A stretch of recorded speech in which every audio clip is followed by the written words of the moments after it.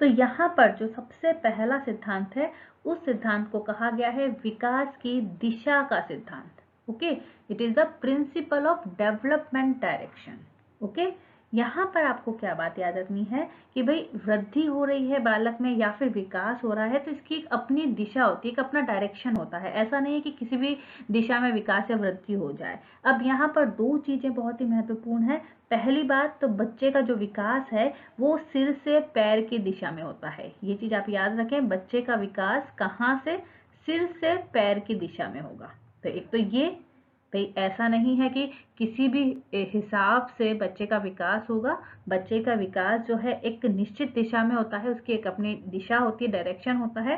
तो यहाँ पर बालक का जो विकास है वो सिर से पैर की दिशा में होगा। इसका मतलब क्या है कि जब बालक का जो मैच्योरिटी है, जो परिपक्वता है, वो गर्भाधान के बाद पहले सिर से पैर की ओर होगी। और दूसरी इंपॉर्टेंट बात यहाँ पर यह है कि बच्चे का विकास केंद्र से परिधि की ओर होता है। दूसरी इंपॉर्टेंट बात क्या है, केंद्र से परिधि की ओर।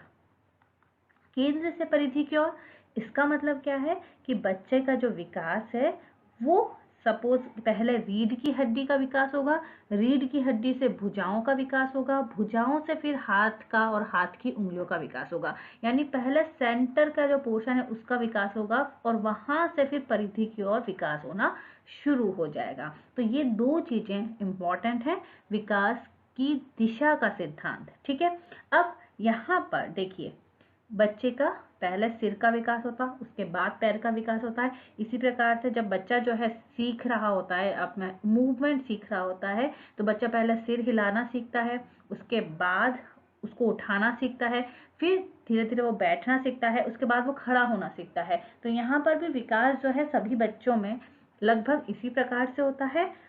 इसे क्या कहा जाता है, इसे कहा जाता है सिफेलोकॉर्डल। क्या कहा जाता है, सिफेलोकॉर्डल। सिर से पैर की ओर विकास जो है इसे मस्तक बोधमुखी विकास भी कहते हैं या फिर सिफेलोकॉर्डल कहा जाता है। ये चीज आपको याद रखनी है, सिफेलोकॉर्डल। और इसी प्रकार से बच्चों में जो विकास है वो केंद्र से शुरू होता है और फिर सिरों की ओर होता है। इसे कहा जाता है प्रोक्सिमो डिस्टल। क्या कहा जाएगा, इसे कहा जाएगा प्रोक्सिमो डिस्टल। तो ये पहला पॉइंट हुआ। अब बच्चा जो है विकास को जो डायरेक्शन है वो अलग अलग माह से लेकर हम वर्षों तक अगर जाते हैं तो अलग अलग प्रकार का होता है। अगर हम बात करते हैं एक माह के बच्चे की, एक माह का बच्चा जो होता है वो सिर्फ सिर को उठाना जानता है। अगर हम बात करते हैं 3 माह के बच्चे की, तो बच्चा जो है धीरे धीरे कुछ गतिशील चीजों पर अपने नेत्र का नियंत्रण करना सीख जाता है। अगर हम बात करते हैं बच्चे के 5वें माह की, तो बच्चा जो है वो 5वें माह में सहारा देने पर बैठने लगता है। अगर हम बात करते हैं बच्चे के 8वें माह की, तो वो सहारा लेकर खड़ा होने लगता है। 9वें माह में बिना सहारे के वो खड़े होने लगता है। 1 वर्ष में बच्चा बिना सहारे के चलने लग जाता है। 2 वर्ष में थोड़ा दौड़ना खींचना ये सब सीख जाता है और बाद में धीरे धीरे वो कूदना, ट्राई साइकिलिंग साइकिल चलाना, तो ये सब सीख जाता है। तो ये जो है निश्चित दिशा केंद्रित विकास जो है वो बच्चों में होता है। ये पहला पॉइंट हुआ। दूसरा पॉइंट है वृद्धि और विकास की गति एक सी नहीं रहती।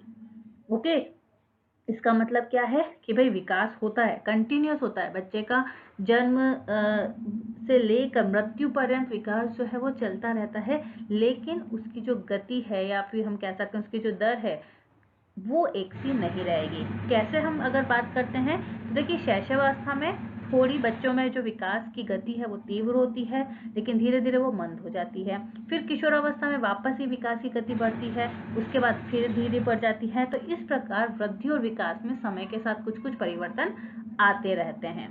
तीसरा है विकास क्रम का सिद्धांत। अब विकास क्रम का सिद्धांत का मतलब क्या है कि बच्चे का जब विकास है वो भी एक क्रम में होता है, एक सीक्वेंस में होता है। सीक्वेंस में होता है यानी पहले हर एक बच्चे का गर्भावस्था का समय होगा, फिर शैशवावस्था का समय होगा, फिर बाल्यावस्था का समय होगा, किशोरावस्था का समय होगा। तो ये एक सीक्वेंस है। अगर बच्चा भाषा का विकास कर रहा है, भाषा सीख रहा है, तो सबसे पहले लिसनिंग, स्पीकिंग, रीडिंग और राइटिंग LSRW हम सभी इस चीज से परिचित हैं। तो यहाँ पर भी एक क्रम जो है, एक सीक्वेंस जो है वो हमें दिखाई देती है विकास क्रम के सिद्धांत के अनुसार। भाषा के विकास में भी बच्चा पहले सुनेगा, फिर बोलेगा, फिर पढ़ेगा और फिर लिखेगा। तो ये एक निश्चित क्रम को बताता है। अगला महत्वपूर्ण जो सिद्धांत है वो है परस्पर संबंध का सिद्धांत। परस्पर संबंध का सिद्धांत का मतलब क्या है कि बालक का विकास जो है उसके सभी स्वरूप एक दूसरे से संबंधित होते हैं।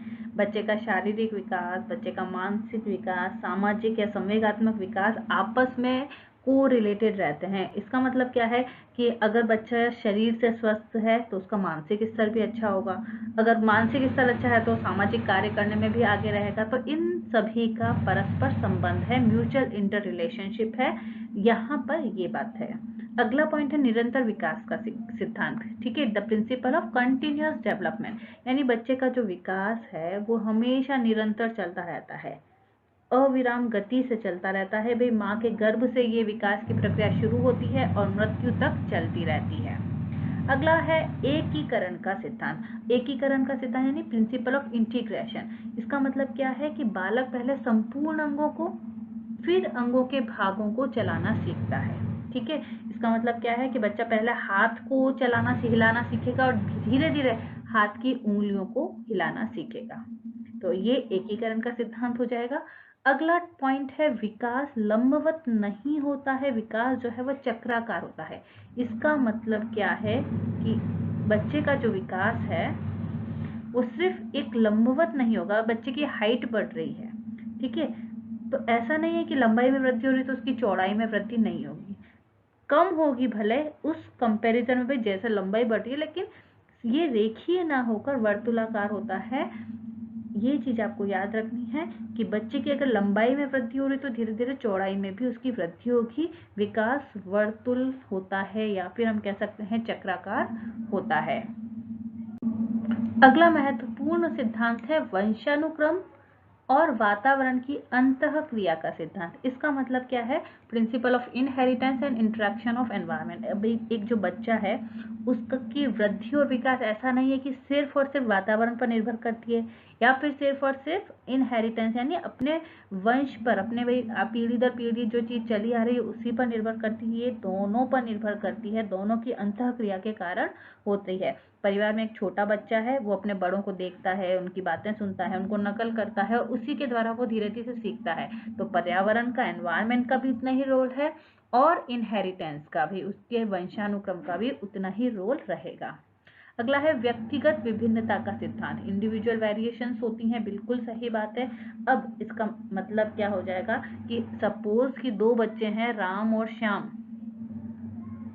दोनों की आयु लगभग बराबर है, मतलब बराबर है, तो ऐसा नहीं है कि दोनों में जो क्वालिटीज हैं वो सेम होंगी, दोनों की क्वालिटीज अलग अलग हो सकती हैं। इसी प्रकार एक ही आयु के बालक या बालिका की बात करें, उनकी भी शारीरिक, मानसिक, संवेगात्मक विकास में भिन्नताएं पाई जा सकती हैं। तो ये चीजें आपको याद रखनी है। व्यक्तिगत विभिन्नता का सिद्धांत यानी एक ही आयु के दो बालक और बालिकाओं में जो परिवर्तन है वो होते हैं, भिन्नताएं जो हैं वो पाई जाती हैं। और तो और जुड़वा भाई बहन ही क्यों ना हो या फिर सगे भाई बहन, चचेरे भाई बहन, ये सभी कुछ ना कुछ विभिन्नताएं आपस में रखते हैं क्योंकि इनका विकास पूरी तरीके से एक जैसा नहीं होता है। तो ये व्यक्तिगत विभिन्नता है। भाई आदतें अलग हो सकती हैं, सोच अलग हो सकती है, उनका शारीरिक और मानसिक स्तर है वो अलग हो सकता है। अगला पॉइंट है समान प्रतिमान का सिद्धांत। लेकिन जो बैगेज पैटर्न है, प्रतिमान का सिद्धांत का मतलब है प्रतिमान यानी दिखना।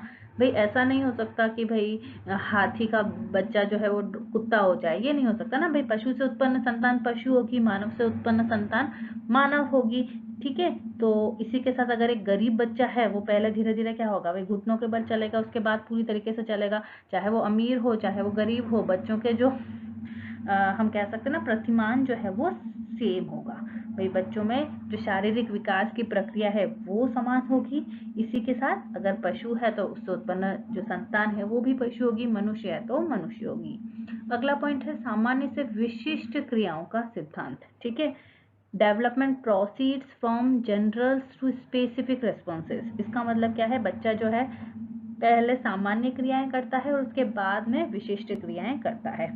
फॉर एग्जाम्पल, अगर छोटा बच्चा है, उसको शुरुआत में पता नहीं है कि चिड़ियाओं की आवाज आ रही, तो वो है ना किसी भी चिड़िया की आवाज आएगी वो बस यही कहेगा कि भाई चिड़िया की आवाज़ आ रही है।